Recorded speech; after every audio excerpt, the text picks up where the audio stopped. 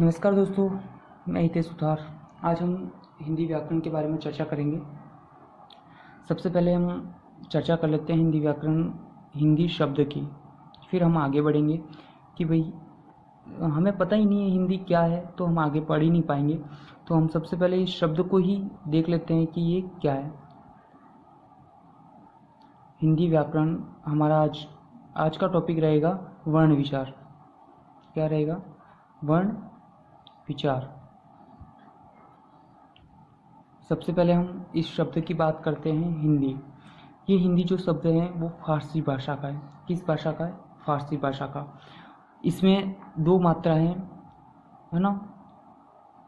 देखिए, हिंदी ये गुरु है, लघु और गुरु। इसकी चर्चा हम जब चंद पढ़ेंगे तो विस्तृत से चर्चा करेंगे, लेकिन यहाँ पर आपको सिर्फ इतना ध्यान रखना है कि ये आधा न होने के कारण जो छोटी ई थी वो किस में कन्वर्ट हो गया? गुरु में बदल गया। दूसरी बात तो हम करते हैं दी में बड़ी की मात्रा, इस कारण से ये गुरु है। तो यहाँ पर कितनी मात्रा हो गई? गुरु में 2 मात्रा काउंट होती है और लघु में 1 मात्रा काउंट होती है। तो कितनी हुई? 4 मात्रा। यानी कि हिंदी शब्द में 4 मात्राएं हैं। कितनी मात्रा है? 4 मात्राएं हैं। कितनी मात्रा है? 4 मात्राएं। दूसरी हम चर्चा कर लेते हैं वर्ण विचार तक पहुंचने से पहले हमें पता होना चाहिए वर्ण क्या है। तो वर्ण, सबसे पहले हम बात करते हैं वर्ण। ध्वनि की, ध्यान से सुनिएगा आप, है ना। ध्वनि की वह लघुत्तम इकाई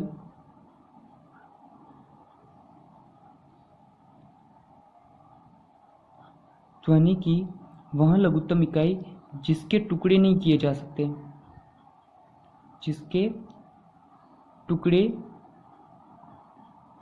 नहीं किए जा सकते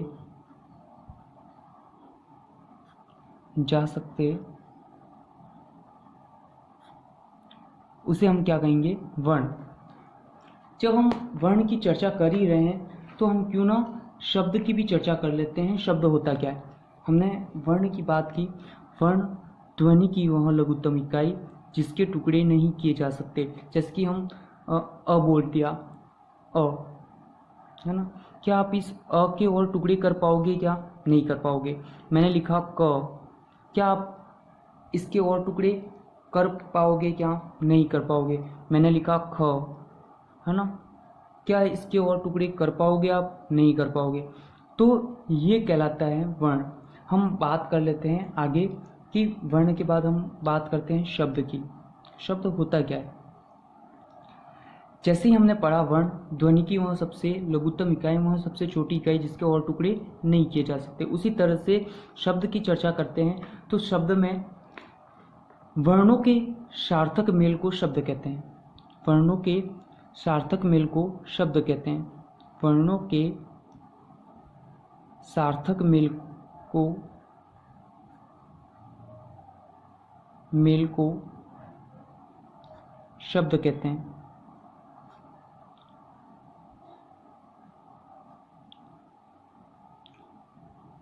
क्या कहते हैं? वर्णों के सार्थक मेल को शब्द कहते हैं। जैसे कि मैं लिखता हूँ, आपके मामा होंगे तो पहला ही शब्द मैं लिख लेता हूँ मामा। क्या लिख लिया मैंने? मामा। तो ये मामा क्या है? शब्द है। क्या है? शब्द। 2 वर्णों के सार्थक मेल से बना है ना, 2 या 2 से अधिक हो सकता है। यहाँ पर वर्ण 2 या 2 अधिक वर्ण, 2 या 2 से अधिक वर्ण हो सकते हैं, है ना। जैसे कबूतर, इसमें देखो कितने वर्ण हो गए? 1 2 3 और 4 वर्ण हो गए। यहाँ पर हमने देखा कि मामा, कबूतर, ऐसे शब्द बहुत सारे हैं ना, बहुत सारे शब्द। आपका नाम, यहाँ पर जैसे कि आपका कोई भी नाम हो, रमेश हो, जैसे कि मेरा नाम लिख लेता हूँ मैं हितेश, है ना। तो यहाँ पर बात ये है कि वर्णों के सार्थक मेल को शब्द कहते हैं। क्लियर? अब हम आगे बढ़ते हैं। थोड़ा सा वर्ण हो गया, शब्द हो गया, हम बात कर लेते हैं वाक्य की। किसकी बात कर लेते हैं? वाक्य की। देखिए, वाक्य क्या होता है? वाक्य होता है शब्दों के सार्थक मेल को वाक्य कहते हैं। शब्दों के सार्थक मेल को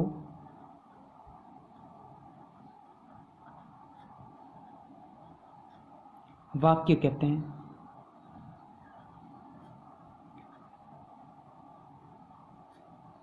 क्या कहते हैं? वाक्य कहते हैं।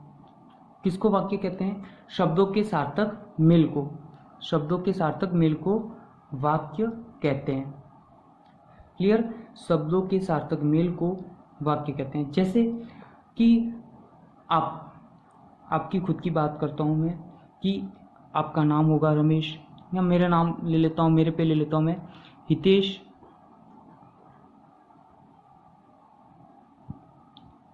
बाजार जाता है।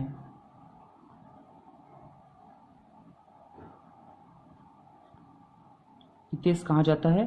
बाजार जाता है। तो देख लीजिए यहाँ पर शब्द हैं हितेश, है ना, आपको दिखाई दे रहे होंगे, सभी दिखाई दे रहे हैं ना, ये देखें हितेश हैं, बाजार हैं, है ना। तो ये सभी क्या हैं? शब्द है। क्या हैं? शब्द। और शब्दों के सार्थक मेल, देखो हमने इसकी परिभाषा भी लिखी कि शब्दों के सार्थक मेल को वाक्य कहते हैं, है ना। तो हितेश बाजार जाता है, तो ये क्या है? शब्द हैं। हितेश हैं, बाजार हैं और जाता है, तो ये सभी शब्दों के सार्थक मेल को ही हम क्या कहते हैं? वाक्य कहते हैं। तो अब हम आप थोड़ा सा वर्ण के बारे में हमने जान लिया कि ध्वनि की वह लघुत्तम इकाई जिसके टुकड़े नहीं किए जा सकते उसे वर्ण कहते हैं। हमने शब्द के बारे में जान लिया, वर्णों के सार्थक मेल को शब्द कहते हैं, जैसे कि हमने ये पढ़ लिया। उसके बाद हमने बात की वाक्य की, तो वाक्य में भी हमने पढ़ा शब्दों के सार्थक मेल को वाक्य कहते हैं, जैसे कि हितेश बाजार जाता है। तो ये सभी टुकड़ों टुकड़ों में देखें आप, हितेश, बाजार, ये सभी हमने जैसे पढ़ा था, मामा, कबूतर, रमेश, हितेश। तो ये सभी शब्द के एक जुड़ाव से ही क्या बनता है? वाक्य बनता है। अब हम थोड़ा वर्ण विचार की ओर बढ़ते हैं। हमारा टॉपिक आज का है वर्ण विचार। तो हम सबसे पहले वर्ण विचार में स्वरों की बात करेंगे। किसकी बात करेंगे? स्वर की। स्वर होते क्या हैं? सबसे पहले हम बात करते हैं स्वर की और व्यंजन की। दो चीज़ें हमारे पास हैं, स्वर हैं, दूसरा कौन सा है? व्यंजन है। एक कौन सा है? स्वर, और दूसरा कौन सा है? व्यंजन। दूसरा कौन सा है? व्यंजन। देखें स्वर क्या है और व्यंजन क्या है। स्वर की बात करते हैं तो स्वर क्या होते हैं? स्वर वह, देखें, वह वर्ण, या कह सकते हैं वे वर्ण जिनका उच्चारण स्वतंत्र होता हो, यानी कि उच्चारण करते समय किसी और वर्ण की सहायता नहीं होती, उसे स्वर कहा जाता है। ध्यान से सुनिए एक बार फिर से। स्वर की परिभाषा में लिख लेता हूँ, है ना। स्वर की परिभाषा में लिख लेता हूँ। स्वर किसे कहते हैं? तो देखिए, स्वर की मैं बात कर लेता हूँ। तो स्वर जिन वर्णों का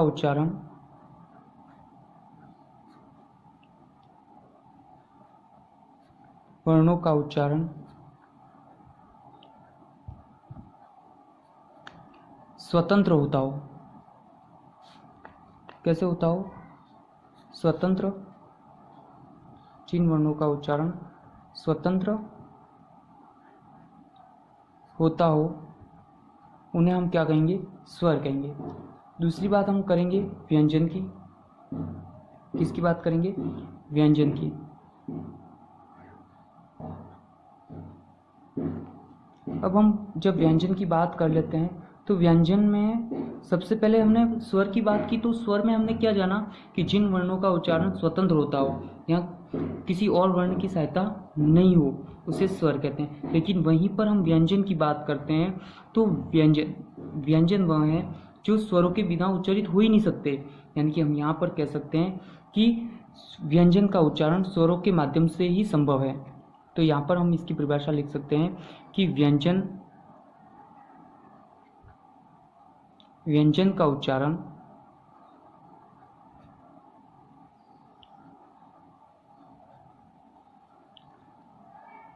स्वर की व्यंजन का उच्चारण स्वर की सहायता के बिना संभव नहीं है।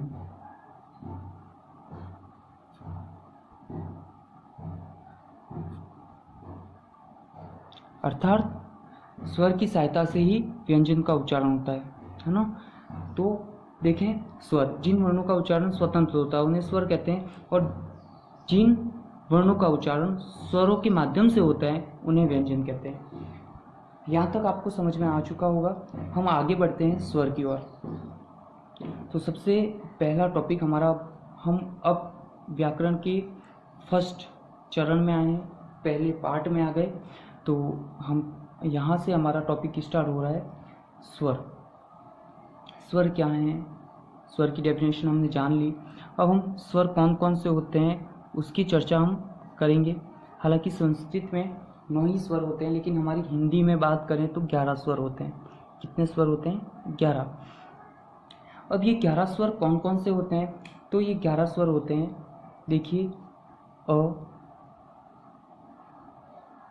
आ, आपको पता है स्वर 11 होते हैं, अ, आ, ई, बड़ी, छोटा ऊ, बड़ा ऊ, ए, ऐ, ओ, औ। काउंट कीजिए एक बार, 1 2 3 4 5 6 7 8 9 10। और एक और रहा, आप बता सकते हैं कौन सा रहा? री। अब यहाँ पर देखिए, री, रा और री, यहाँ पर मैंने क्यों छोड़ा? क्योंकि यहाँ पर 2 चीज़ें आएगी, एक री आएगी, ध्यान से देखिएगा, पहली आएगी री और दूसरी आएगी री। यहाँ पर देखिए, संस्कृत में हम जब बात करेंगे तो यहाँ पर री और री दोनों होगी, लेकिन जब हिंदी की बात करते हैं तो हिंदी में हमारे री आएगी। तो कौन सा हो गए? 11। 1 2 3 4 5 6 7 8 9 10 और 11। तो हमें यहाँ पर कंफ्यूज नहीं होना है कि यहाँ पर री हमारे हिंदी में है या नहीं है। तो हमारे हिंदी में री नहीं है, ये हमारे कहाँ पर होती है? संस्कृत में होती है। हिंदी में हमारे री नहीं होती है, री होती है। एक और आपके सामने वर्ण आपने देखा होगा, ओ, स्वर में कौन सा? ओ। ओ, इसका उच्चारण ओ, आप एक बार करके देखिएगा, ओ, ये वाला। ये भी स्वर अभी तक हम कह सकते हैं कि स्वरों की संख्या में काउंट नहीं किया जा सकता, किया गया है, लेकिन हम इसका उपयोग बखूबी से करते हैं क्योंकि ये ग्रहित स्वर है। कैसा है? ग्रहित। ग्रहित का अर्थ क्या होता है? आप सब जानते हैं ग्रहित का अर्थ क्या होता है। ग्रहित का अर्थ होता है किसी से लिया हुआ। अब ये जो ओ है, यानी ओ, इसको उच्चारण कैसे करेंगे? ओ, है ना। ये ग्रहित है और कहाँ से लिया गया है? तो ये ग्रहित स्वर जो लिया गया है वो लिया गया है, ये जो ग्रहित स्वर लिया गया है वो अंग्रेजी भाषा से लिया गया है। किस भाषा से लिया गया है? अंग्रेजी भाषा से लिया गया है। किस भाषा से लिया गया है? अंग्रेजी भाषा से लिया गया है। जैसे कि आप स्वयं बताएंगे मुझे कि आप चिकित्सक बोलेंगे या फिर आप बोलेंगे डॉक्टर, तो आप दोनों में से कौन सा बोलना पसंद करेंगे? चिकित्सक बोलना पसंद करेंगे? नहीं, आप क्या बोलना पसंद करेंगे? डॉक्टर, है ना। क्या बोलना पसंद करेंगे? डॉक्टर, यही पसंद करेंगे ना, या फिर चिकित्सक? बताइए, आप डॉक्टर बोलना ही पसंद करेंगे। कॉलेज, दूसरा एक शब्द है कॉलेज। कौन सा? कॉलेज। कॉलेज। अब ये जो कॉलेज शब्द है आपको दिखाई दे रहा होगा, कॉलेज, डॉक्टर, कॉलेज। अब क्या आप महाविद्यालय बोलेंगे? इसको आप क्या चिकित्सक बोलेंगे? नहीं बोलेंगे चिकित्सक, है ना। आप क्या बोलेंगे? डॉक्टर बोलेंगे। क्या कॉलेज बोलोगे या फिर महाविद्यालय?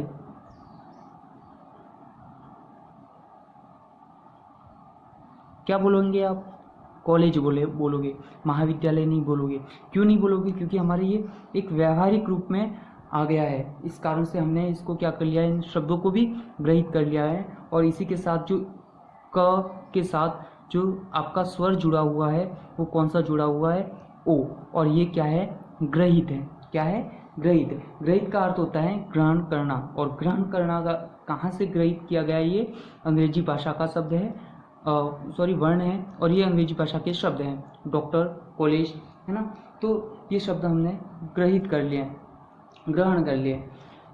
अब हम आगे बढ़ते हैं, स्वर के प्रकारों की बात करते हैं।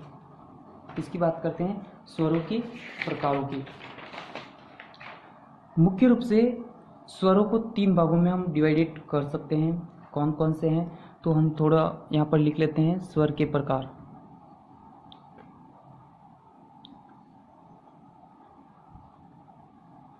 स्वर के प्रकार, जैसे हम स्वर के प्रकारों की बात कर लेते हैं, तो स्वर के मुख्य रूप से 3 प्रकार हैं।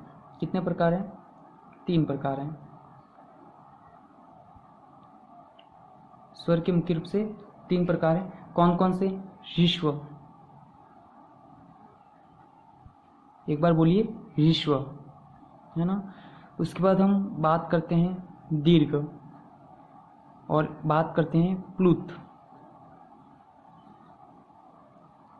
कौन कौन से? ह्रस्व, दीर्घ और प्लुत। कितने हो गए? 3। ह्रस्व, दीर्घ, प्लुत। ह्रस्व, दीर्घ, प्लुत। ह्रस्व, दीर्घ, प्लुत। हम सबसे पहले बात करते हैं ह्रस्व की, ह्रस्व की या ह्रस्व की, ठीक है। अब हम ह्रस्व की बात करते हैं, तो ह्रस्व का अर्थ ही होता है छोटा। ह्रस्व का अर्थ क्या होता है? छोटा।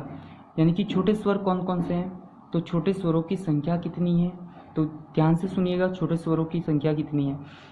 और यहाँ पर देखिएगा कौन कौन से हैं छोटे स्वर। अ छोटा है, देखिए इसका बड़ा कौन सा होगा? जब हम दीर्घ की बात करेंगे तब लिखेंगे। दूसरा है ई, इसका बड़ा कौन सा होगा? जब हम दीर्घ की बात करेंगे तब इसकी चर्चा करेंगे। अ, ई, उ कब बात करेंगे बड़े की? दीर्घ की बात करेंगे जब इसका बड़ा कौन सा होगा उसकी चर्चा करेंगे। उसके बाद हम बात करते हैं री, ये हम पहले से पढ़। अब काउंट कीजिएगा कि ह्रस्व स्वरों की संख्या कितनी होती है? तो 4 होती है, 1, 2, 3 और 4। तो ह्रस्व स्वरों की संख्या कितनी हो गई? 4। कितनी हो गई? 4। अब हम आगे बढ़ते हैं दीर्घ की ओर। कहाँ बढ़ते हैं? दीर्घ की ओर। दीर्घ का अर्थ क्या होता है? बड़ा। दीर्घ का अर्थ क्या होता है? बड़ा। अब बड़े, अ का बड़ा क्या होगा? आप स्वयं बताएंगे। अब ई का बड़ा क्या होगा? बड़ी। ऊ का बड़ा क्या होगा? बड़ा ऊ। री का बड़ा क्या होगा? कुछ भी नहीं होगा, ठीक है। अब देखिए इसके गुण स्वर भी होते हैं। गुण स्वर का तो कब पढ़ेंगे? जब हम संधि पढ़ेंगे। कौन सी संधि पढ़ेंगे? गुण संधि पढ़ेंगे, तब हम विस्तृत से पढ़ेंगे। लेकिन यहाँ पर आप सिर्फ ये पढ़ें कि गुण स्वर कौन कौन से हैं। तो ए, है ना, ओ, ये दोनों गुण स्वर कहलाते हैं।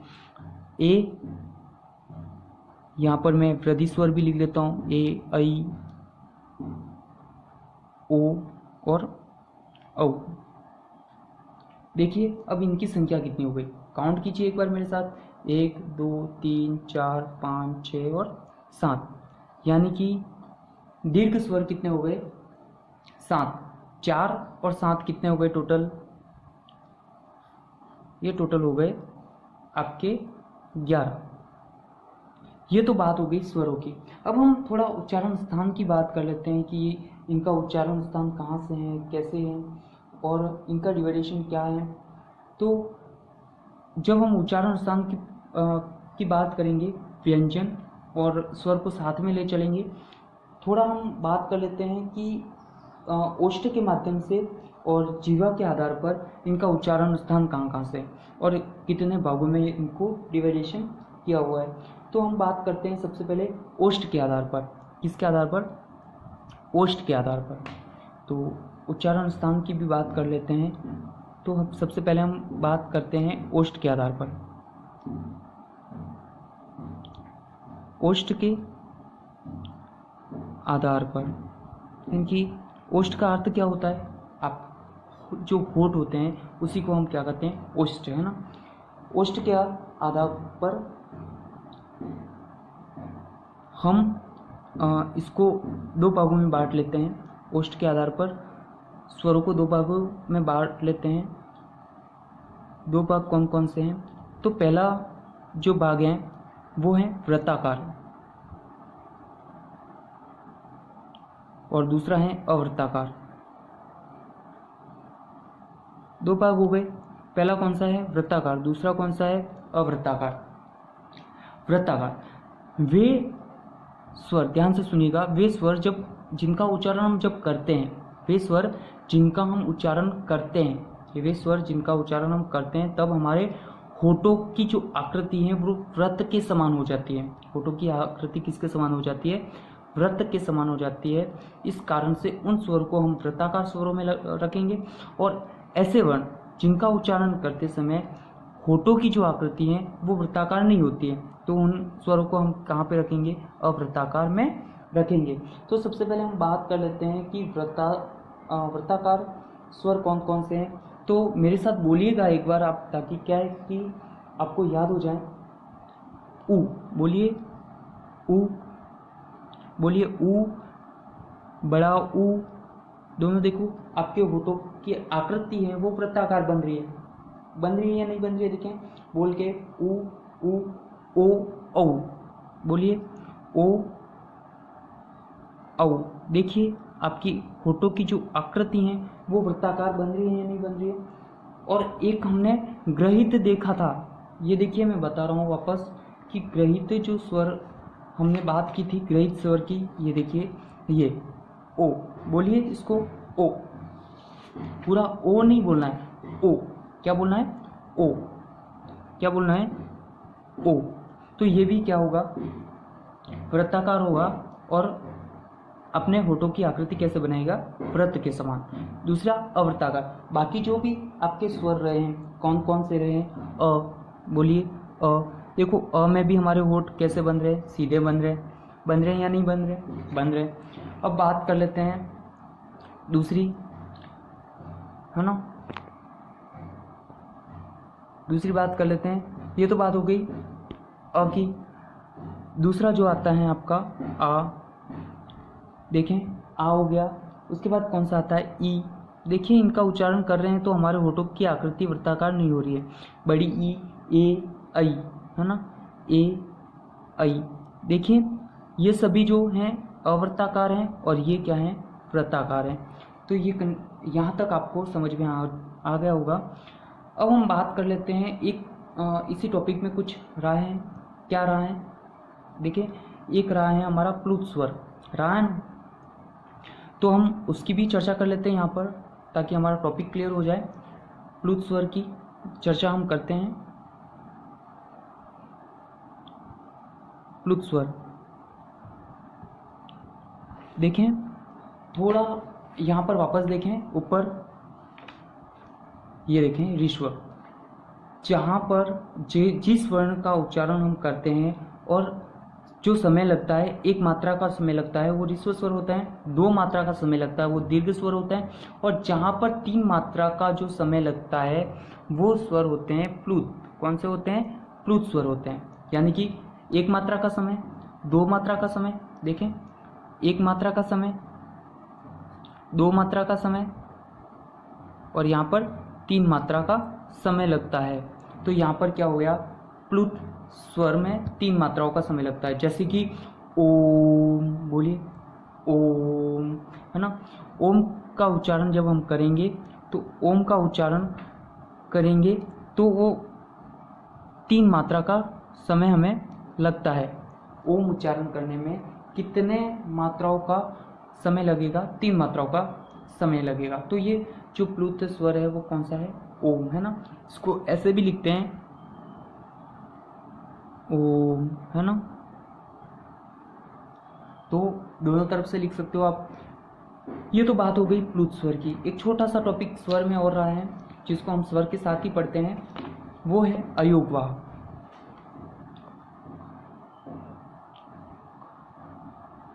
कौन सा है? अयोगवाह।